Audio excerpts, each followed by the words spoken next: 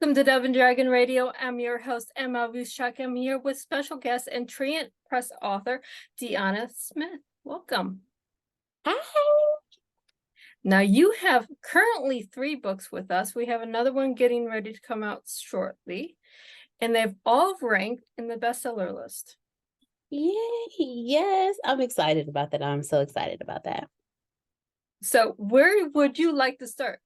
I have no idea what gave you the inspiration to write the first book, and I know we've been pushing you to write more and more. Well, the first book, the inspiration behind the first book came from me asking the universe questions. Because I was missing something. And I'm like, okay, what am I missing? What am I missing? What is what steps am I missing? What is it that I need to do? And I was asleep. It was actually came to me in a dream. And I was told you need a framework. You need to be able to frame how you start your day and be able to frame your day from the moment you wake up to the moment you go to sleep. And that's how the framework journal came about. And then the second book was just a book of short stories. I love reading, and short stories are, I don't know, it's just, they're fun. And every short story has a small lesson in it. So each story has a lesson from it, because why tell a story without a point? And the herbal book, Nature's Pharmacy, that one came from my curiosity and drive as a kid to want to understand, okay, we take medicine today, but we didn't take them, when the world was first forming. We used herbs and things like that. And then watching movies and watching my grandparents walk around with like these little, the little day-to-day tabs. And it went from like every day to morning, noon, and night. And I was yeah. to be another way. And then my parents started, they each started having their little collection of medicine. And I'm like, I don't want to live that life. I want to be able to naturally support anything that goes on with my body, from headaches to just overall what I put in my body that's beneficial for me. So each book matches my brain. My brain goes from one thing to the next. So the books go from personal development to just telling a story to, hey, let me help you heal your body. So let's slow down. Let's slow your brain down just a little bit. Now, I know the answers, but our listeners and our readers do not. So in personal development, where are you going with that? In personal development, it's the concept of we're always becoming. We're always becoming something different on a daily basis. Because I realized from my own personal journey that I'm always becoming something different each day. Like each day I'm doing something different. I'm growing, I'm releasing childhood trauma. I'm, working the shadow work, accepting me for who I am, understanding that I'm not perfect, accepting my imperfections, and we are all on that journey. So the personal development aspect of it is just helping everyone understand, take it easy on yourself. Every day you're always becoming something different, be it becoming your dreams, becoming a better mom, becoming a better sister, better daughter, or whatever it is, better aunt. We're always becoming something different. So my journey started off with understanding I have to draw in a better day. I have to frame my day for me, and understanding that I am great. So I compliment myself each day. I show gratitude each day. And so that's where the personal development aspect came from. And then it just, as that grew, my spiritual journey grew as well, understanding not only God, but the universe and the different aspects of it, from astrology to even herbs, from astrology to herbs to, the law of attraction, the Kundalini energies, the chakras, understanding all of these different aspects, and just tying myself back to, well, not tying myself, but opening myself up to be able to speak with my ancestors, and having a stronger faith and understanding that, hey, You don't have to fight your battles. If you stay focused on your path and on your journey, your ancestors, your angels, God, they will guide you and bring you everything you need. But every day you're always growing. One of the things that my husband Antonio taught me was you do the best you can with what you have. So each day you're getting more. So each day you can do better. And that's So with that same energy, are you doing more books, courses, podcasts, blogs about everything on the personal journey, growing your network? I actually am. I actually have a three book series coming out on Always Becoming with my 46 principles that I've learned on my journey.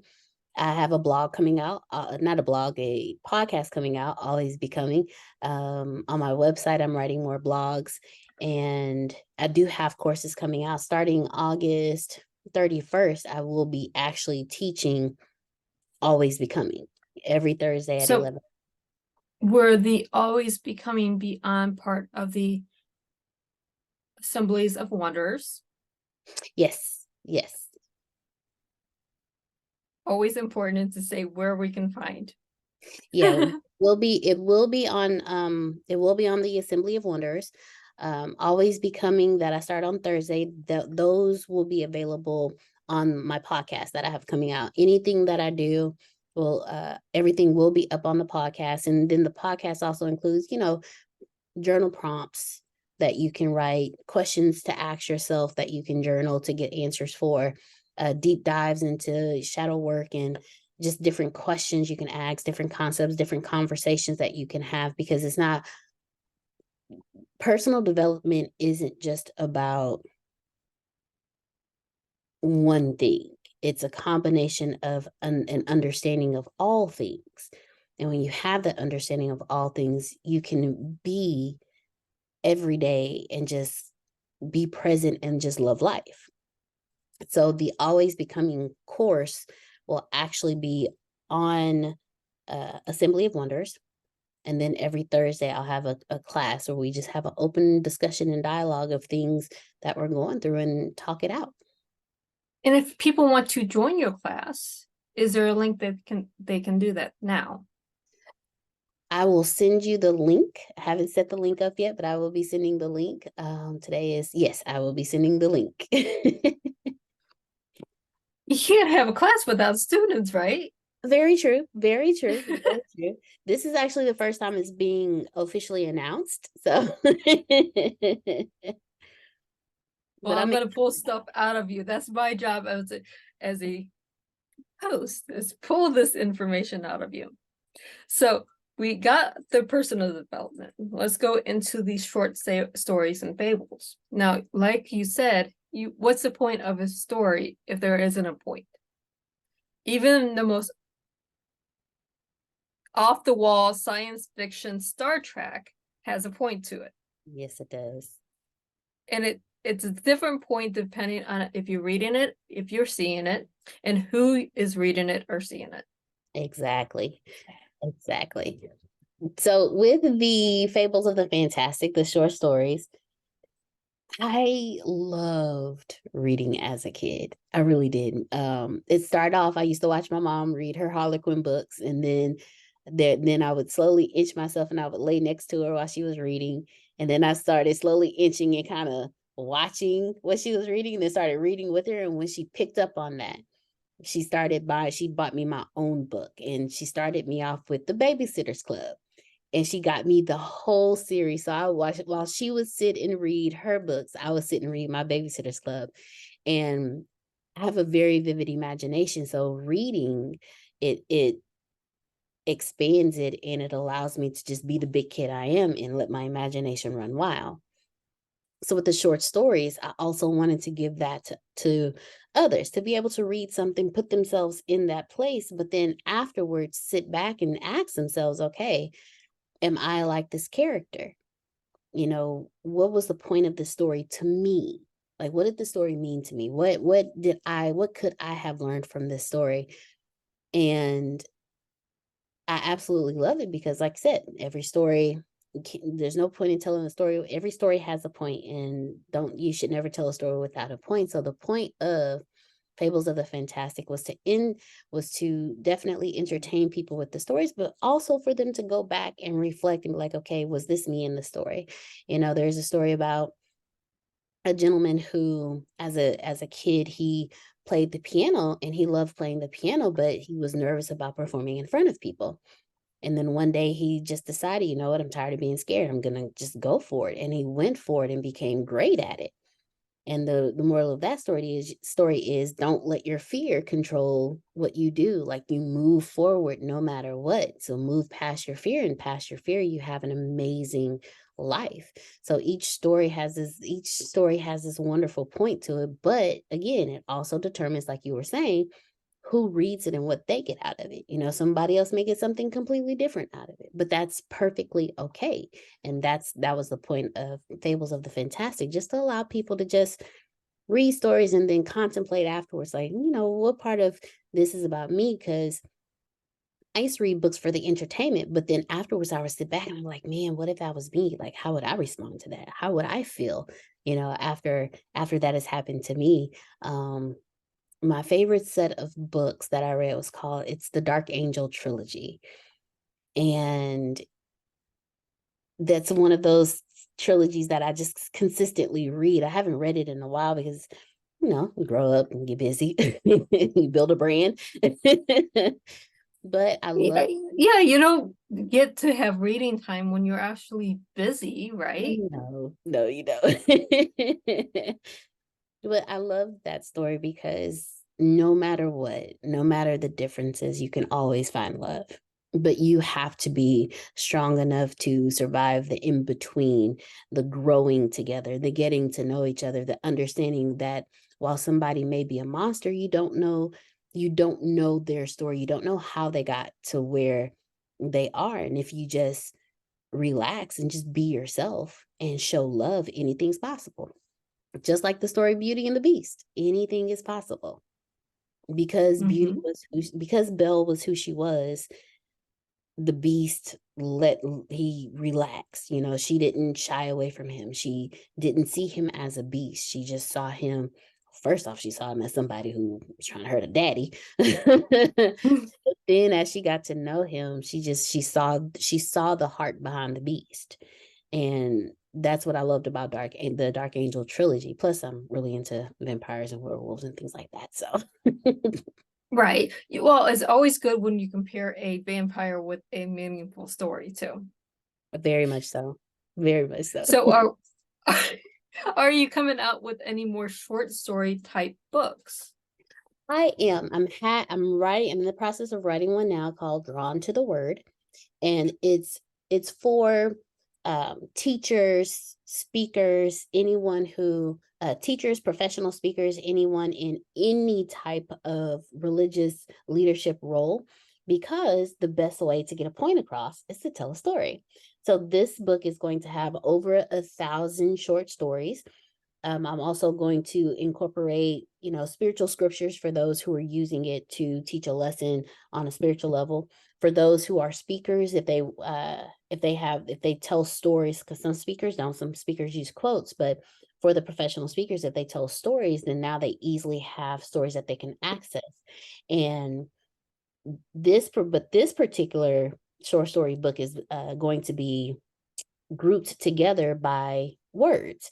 So let's say you are doing a speaking engagement and you're talking about the ability to withstand something. Well, there's going to be like 10 to 20 different stories that you can pull from about ability, be it your personal ability to withstand something, be it your ability to do something, the strengths or the gifts that you have.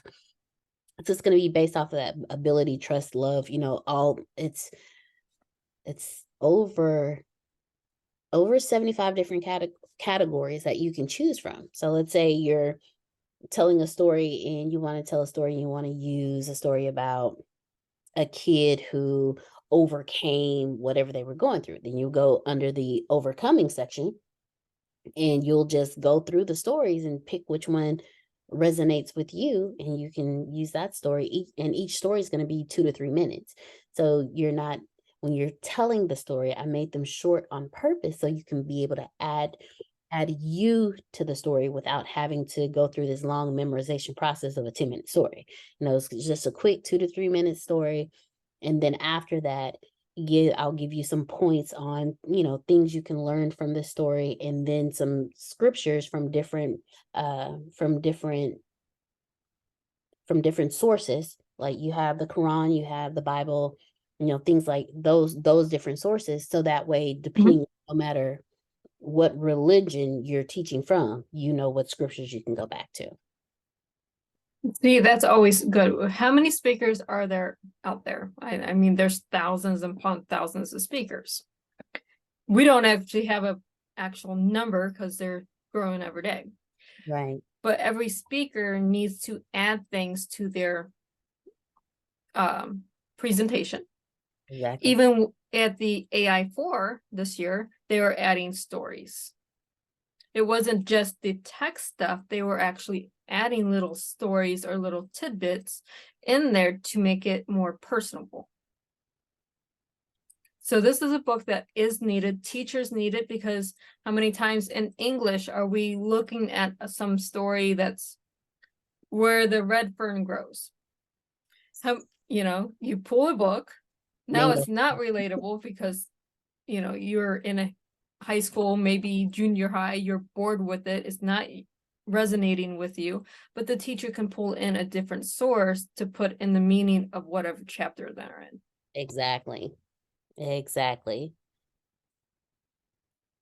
And finally, your herb books. Yeah.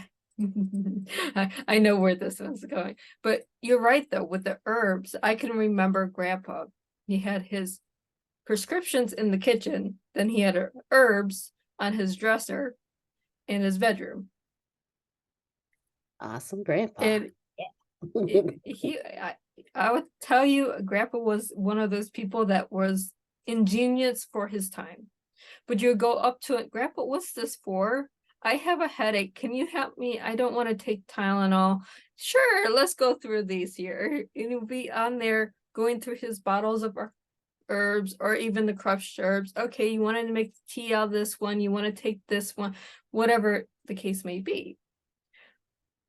So you have the inspiration with your family, but there's so many more herbs coming out. So is there more books? There are more books. There's a book I will be updating, like doing second editions, because there are more herbs coming out. I'm also doing a book on fruits, oats, vegetables, and then I'm doing a version for kids. I want to make it fun for kids to learn about herbs and what herbs do. So the best way to do that is, kids like to color, put it in a coloring book, have them color the herb, and then, go down and show them, okay, so this herb is good for this, this, and this. And then, because I'm also a green witch, I am doing one for witches, because herbs for witches goes on another level.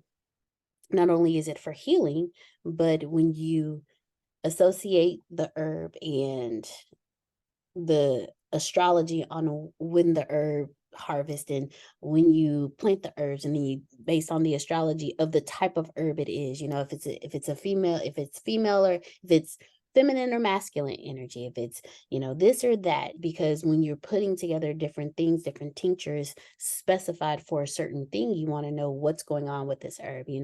What chakras does this particular herb help you heal? What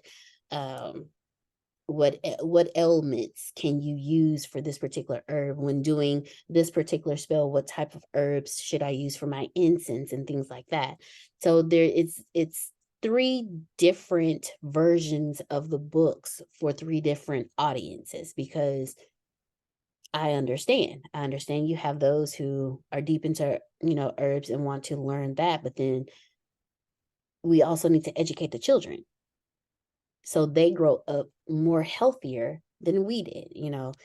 I grew up with the little pink medicine that every time I got sick and I went to the doctors, it was the pink thick medicine that was nasty. Then it went to the kind of smoother, creamier white medicine that wasn't as thick and had a better flavor to it. And then it moved to Tylenol and ibuprofen. But as a kid, if we can have gummies made of natural herbs for them that they just take on a regular basis to keep their immune systems boosted, to keep their blood flow going and things like that, why not? Why not put it in a gummy? Why not put it in a lollipop for the kids? And then help kids understand as well. So as they get older, they start learning healthy practices as a kid. So when they get older, they teach their children that. But then we also have a new generation of healthier human beings that are walking this planet. You know, Wouldn't that be awesome to have healthy human beings and not sick human beings? it would be absolutely wonderful. I Absolutely. mean, I would love to give grandma more herbs and get her off of her 22 medicines.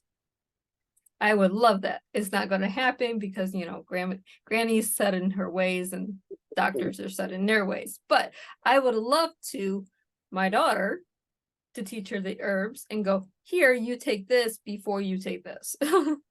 Right. Like and herbs, when I talk to people, I try to let them know, hey, this isn't an instant fix. This is an assistant to what you're already doing. And hopefully you can wean off of the medications that you're on and then just continue with the herbs um as a preventative of it happening again, or start off with the herbs as a preventative, and you just every day have a tea or do a smoothie or have a tincture, things, different things like that. And my son is the one that inspired me to do the kids book because I want to teach him.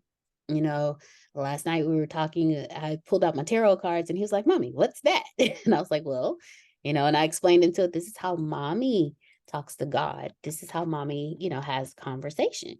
I do it this way, and then I ask questions and I get answers." I said, "Do you want to watch me do it?" He was like, "Sure." So I said, "Okay, come on, sit down." He saw me shuffle. And then after the shuffle, I was like, "Okay, so now this is what we do." And he started getting up. I was like, "So you ready to go to sleep or you want to keep watching?" He said, "I'm going to go to sleep now so I can get up early because school." But to slowly introduce things to him Mhm. so he understands, if I start him off now as he gets older, it won't be taboo to him, you know, because I also understand that when talking about herbs, while the world is progressing into a more natural state, there's still those out there that are, "Oh my goodness, what do you mean by ancestors or the universe? What about God?" So I'm introducing him in different ways because it's all the same. God is the universe and the universe is God. So when I talk to my ancestors are me tapping into God.